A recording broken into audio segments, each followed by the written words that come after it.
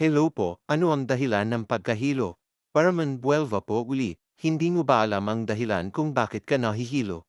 Ang pagkahilo ay may iba't ibang mga dahilan.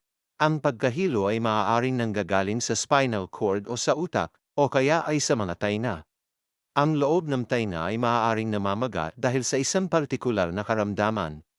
Maaari namang ang mga kristal o bato na normal na nasa loob ng iyong tainga ay naiba ang posisyon at maging sanhi ng iritasyon sa malilit na buhok sa kanal ng tainga, na siyang sanhi ng pagkahilo. Ito ang tinatawag na as benign paroxysmal positional vertigo o BPPV. Pwede ring maging sanhi ng pagkahilo ang Meniere's disease, isang uri ng vertigo na dala ng pagkabingi o tinnitus o paggugom ng tainga, na maaaring sanhi ng pagkaipon ng likido sa tainga. Ang pag-ipon na ito ay hindi pa tiyak na maipaliwanag ng mga dalubhasa.